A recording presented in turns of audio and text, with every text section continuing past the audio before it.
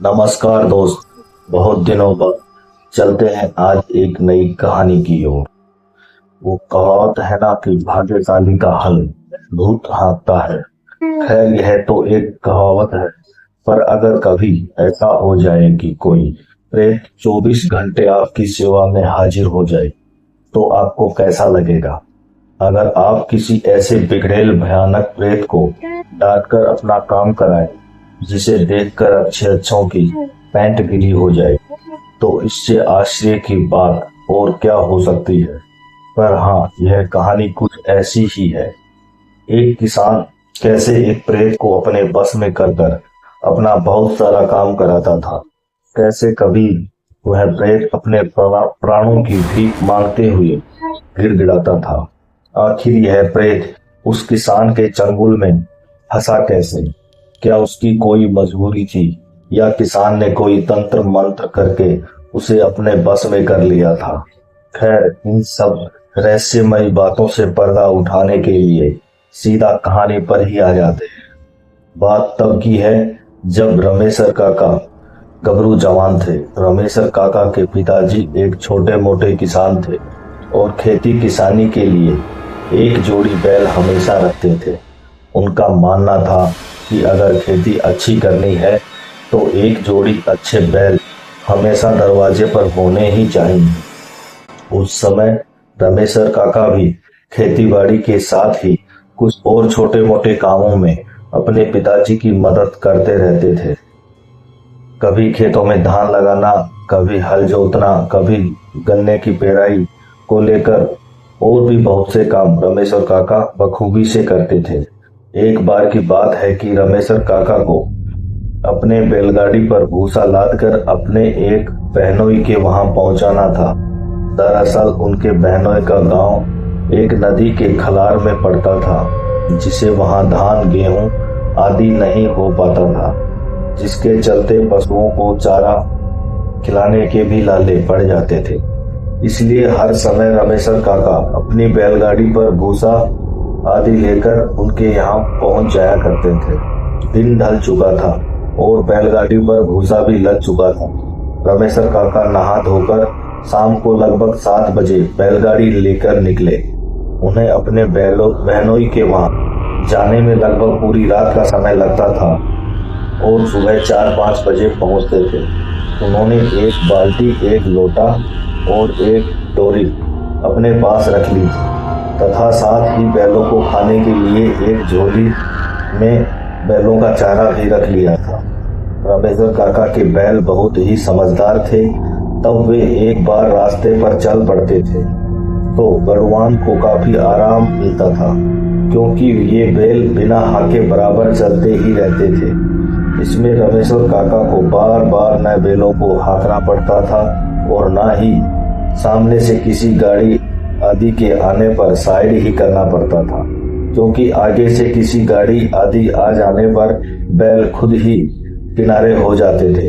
इतना ही नहीं, रमेशर काका कभी कभी बैलगाड़ी पर झपकी भी ले लेते थे और बैल आराम से अपने रास्ते पर बढ़ चले जाते थे। रमेशर काका को घर से निकले लगभग 3-4 घंटे हो चुके थे। रात के 10 से 11 बज चुके थे और अब वे किसी कच्चे खुरदुरा रास्ते से जा रहे थे। वह रास्ता पूरी तरह से सुनसान था।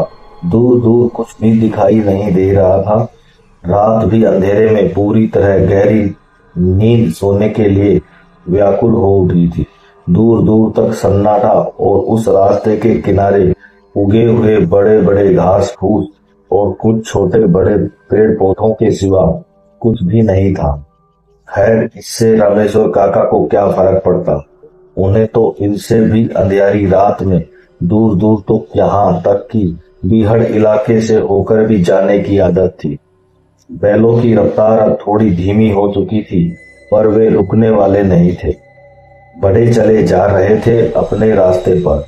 बैलगाड़ी धीरे धीरे आगे बढ़ रही थी और रमेशर काका कमर को थोड़ा आराम देने के लिए उड़कर झपकी लेना शुरू कर दिए थे। रात के समय उस सन्नाटे को चीरती बैलों के गले में बंधी घंटियां बहुत ही मनोहर ध्वनि उत्पन्न कर रही थी। उस अंधेरी रात में यह सुमधुर ध्वनि किसी को भी नींद की गोद में भेजने के लिए पर्याप्त थी। अचानक पता नहीं क्या हुआ कि बैल ठिठक कर रुक गए। बैलों के ठिठक कर रुकने से रमेश्वर काका हड़बड़ा कर उठ बैठे और अंधेरे में उन्हें कुछ दिखाई नहीं दिया। उन्होंने एक बैल की पूंछ पकड़कर जोर से आवाज निकाली, पर बैल फिर भी 2 कदम चलकर रुक गए। उन्हें रुककर थोड़ा पीछे भी हटना पड़ा, जिससे बैलगाड़ी का संतुलन बिगड़ गया। रमेश्वर काका किसी अनहोनी की आशंका से तुरंत कूदकर बैलों के पास आगे आ गए और बैलों के शरीर पर हाथ फेरते हुए उचकारने लगे। अब बैल भी थोड़ा शांत होकर खड़े हो गए। इसके बाद रामेश्वर काका उस रास्ते पर आगे की ओर नजर दौड़ाई, पर उस धुंध अंधेरे में उन्हें कुछ दिखाई नहीं दे रहा था। पर हाँ, ऐसा जरूर लगा कि आगे शायद कुछ लोग हो हल्ला कर रहे हैं। उन्हें समझते देर नहीं लगी कि आगे का माजरा क्या है। रमेश्वर काका को रात बिरात ऐसी परिस्थितियों से बराबर सामना हो जाता था। दरअसल आगे भूत प्रेतों का जमावड़ा था और वे इस अंधेरी रात में खेल खेलने में मस्त थे। खैर, रमेश्वर काका वहीं बैलों के पास ही रुककर आगे का जायजा लेने लगे और मन ही मन इन भूत प्रेतों को कोस रहे थे कि इन्हें खेलना ही है तो थोड़ा रास्ता छोड़कर क्यों नहीं खेलते। वे वहीं रुककर इंतजार करने लगे कि भूत प्रेतों का खेल जल्द से जल्द बंद हो जाए और वे आगे बढ़े। 10 से 15 मिनट तक इंतजार करने के बाद भी भूत प्रेत रास्ते से हटने का नाम नहीं ले रहे थे और बैल भी अब कितना भी हाकने पर आगे बढ़ने का नाम नहीं ले रहे थे। रमेश्वर काका तो पूरी तरह से निडर स्वभाव के थे। उन्हें काहे का डर, और हाँ, उनके साथ में 2 बैल भी थे तो, और उन्हें पता था कि अगर बैल थोड़ा हिम्मत दिखाएंगे तो ये भूत प्रेत उनका कुछ नहीं बिगाड़ पाएंगे। उनके दिमाग में एक विचार आया। वे अब बिना देरी किए बैलों के पैरों को पकड़कर बैलों को आगे आगे चलने के लिए हाँकने लगे। बैल भी उन्हें अपने आगे चलता देख धीरे धीरे उनके पीछे हो लिए। भूत प्रेतों के पास पहुंचते ही एक अजीब घटना घटी। वे सारे भूत प्रेत अब अजीब अजीब डरावनी आवाज निकालने लगे।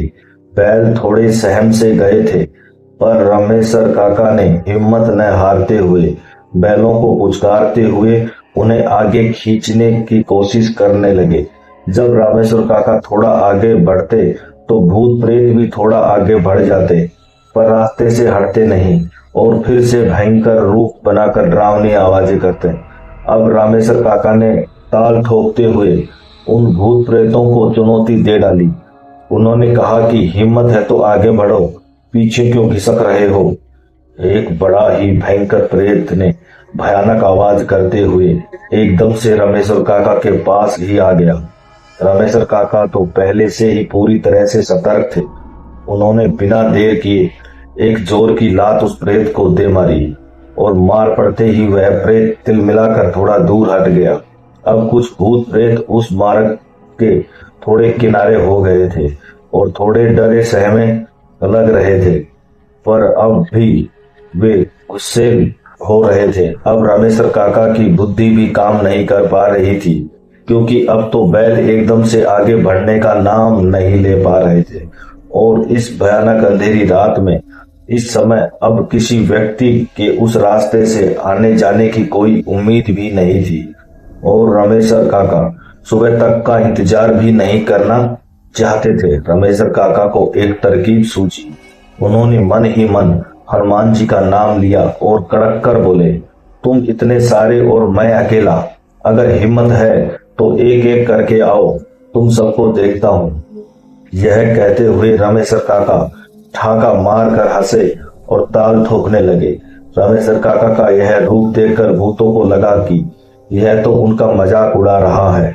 अचानक वही भयानक प्रेत जिसे रामेश्वर काका ने एक लात मारी थी वह आगे बढ़ा।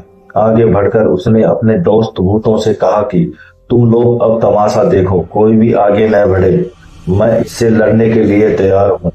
रामेश्वर काका उसकी बात सुनकर थोड़े सहमे, पर हिम्मत नहीं हारी, क्योंकि उन्होंने कितने सारे प्रेतों से टक्कर ली थी और सबको धूल चटाया था। इसके बाद रामेश्वर काका ने वहां खड़े सभी भूतों से कहना शुरू किया कि आप लोगों की यह बात मुझे सबसे अच्छी लगती है कि आप लोग जो जबान देते हो उस पर सदा कायम रहते हो। मुझे पूरा यकीन है कि आप में से कोई भी बीच में नहीं आएगा और कौन जीता और कौन हारा इसका भी सही सही फैसला करेगा। इसके बाद रामेश्वर काका ने उसे चुनौती स्वीकार करने वाले भूत की ओर देखकर बोले कि अगर मैं हार गया तो तू जो भी बोलेगा वह मैं करूंगा, सदा के लिए तेरा दास हो जाऊंगा। अब उस भूत से न रहा गया, उसने भी ताल ठोकी और बोला मुझे मंजूर है, और अगर मैं भी हार गया तो सदा के लिए तेरा दास हो जाऊंगा। इसके बाद तो फिर बिना देर किए रामेश्वर काका और उस प्रेत में पटका पटकी शुरू हो गई। कभी रामेश्वर काका ऊपर तो कभी प्रेत। 10 मिनट तक लड़ते लड़ते दोनों थक रहे थे, पर एक दूसरे में गुत्थम गुत्थी जारी थी। अब रामेश्वर काका को लगने लगा कि कहीं वे कमजोर न पड़ जाएं, पर उन्होंने हिम्मत नहीं हारी और लड़ते लड़ते धीरे धीरे पास खड़े बैलों की ओर बढ़ने लगे। अरे यह क्या, यह तो रामेश्वर काका की एक चाल थी जो उस आत्मा पर भारी पड़ चुकी थी। दरअसल लड़ते लड़ते दोनों बैलों के बीच में आ जाते ही पता नहीं बैलों को क्या हुआ कि वे अपनी जगह पर ही रहकर इधर उधर अपना पैर पटकते पटकते वह प्रेत कुछ समझ पाता उससे पहले ही उसे लहूलुहान कर दिए। दरअसल वे दोनों बैल केवल उस प्रेत को ही निशाना बना रहे थे और अपने पैरों से मार मार कर कुचल कर उसे अधमरा कर दिए। अब क्या, उस प्रेत के कमजोर पड़ते ही रामेश्वर काका उस प्रेत को दोनों बैलों के बीच से खींचकर बाहर लाए और उसे लिटाकर उसके सीने पर बैठ गए और भूत प्रेतों ने ही रामेश्वर काका की जीत की घोषणा की। अब वह प्रेत रामेश्वर काका का दास बन चुका था। रामेश्वर काका के जीवन में यह शायद ऐसी घटना थी जो शायद उस समय किसी भी इंसान के जीवन में न घटी हो और ना ही भविष्य में घटे। रामेश्वर काका बहुत खुश थे, पर पसीने से पूरी तरह भीग गए थे। उन्होंने गमछे से अपना पसीना पोंछा और उस भूत प्रेत से कहे कि अब हमारी बैलगाड़ी के आगे आगे चल। अब वह प्रेत करे भी तो क्या करे, जबान दे चुका था और अपने जबान को तोड़ नहीं सकता था।